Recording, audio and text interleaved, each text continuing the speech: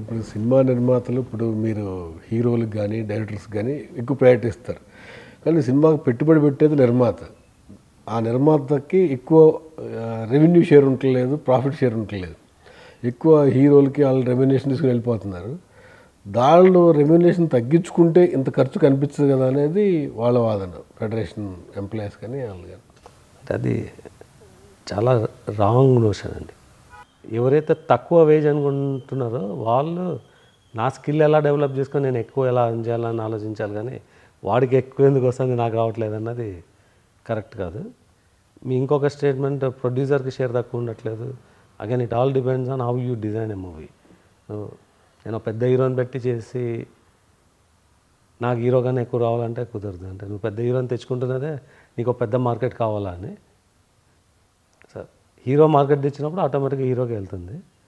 మనం కూడా స్క్రాచ్ నుంచి కంటెంట్ కొత్తగా డెవలప్ చేస్తే అది హిట్ అవుతే మనకి ఎక్కువ వస్తుంది. సో అది బ్యాలెన్స్ చేసుకుంటే ప్రొడ్యూసర్కి ఎక్కువ వస్తాయి.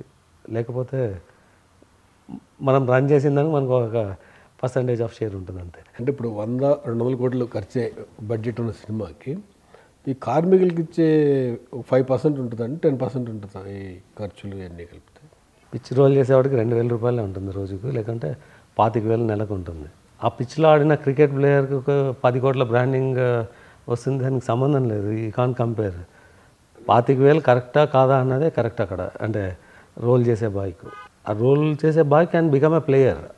ఆ వర్క్ ఆయన చేస్తారు. గ్రౌండ్ యాక్సెస్కు నేను రోల్ బాగా వెళ్ళినాను అనడం ఓకే, కానీ నేను రోల్ చేస్తూనే ఉంటాను, కానీ నాకు దీనిలో ఆడినవాడికి 10 కోట్లు వస్తుంది, నాకు 2,000 ఎందుకు అంటే అది కరెక్ట్ కాదు. Agree with you. బట్ వాళ్ళు ఇప్పుడు వాళ్ళ పర్స్పెక్షన్ చెప్తాను మీకు. అంటే వాళ్ళు ఏమంటారంటే బడ్జెట్ ఇంత పెరిగిపోతుంది, మా ప్రొడక్షన్ హౌస్ పెద్ద. ఇప్పుడు మీరు పీపుల్స్ మీడియా వాళ్ళకి బడ్జెట్కి సంబంధం లేదండి. వాళ్ళు వచ్చేసి నేను డ్రైవర్ పని చేస్తే నాకు డైలీ వేజెస్ మీద పని చేస్తున్నాం. మార్కెట్లో 25,000 రూపాయలు డ్రైవర్కి ఉంటే నేను 25,000 సంపాదిస్తున్నానా లేదా అన్నదే చూసుకోవాలి వాళ్ళు.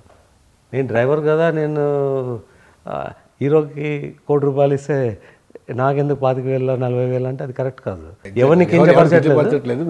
డిగ్నిటీ ఆఫ్ లేబర్ అనేది ఇంపార్టెంట్. డ్రైవర్ని తక్కువ చేయట్లేదు, హీరోని ఎక్కువ చేయట్లేదు. రెమ్యునరేషన్ అనేది ఇట్ ఈస్ బేస్డ్ ఆన్ మనం ఏం పని చేస్తాం ఆ పనికి ఎంత డిమాండ్ ఉంది.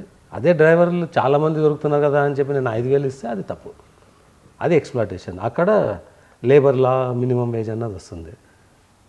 15 నుంచి 16,000 అనుకుంటా మినిమం వేజ్. కదా దాని కింద ఉన్నదే లేబర్ లాలోకి వస్తుంది.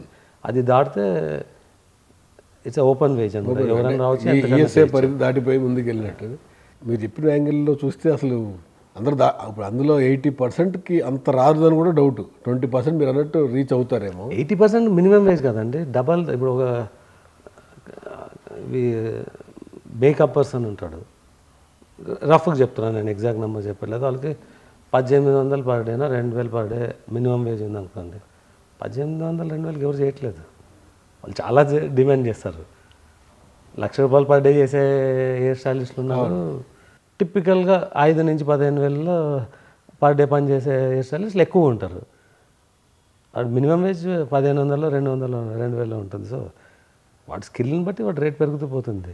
మినిమం తీసుకుంటున్నాం అంటేనే అక్కడ క్వశ్చన్ వచ్చేసి యు ఆర్ నాట్ స్కిల్డ్.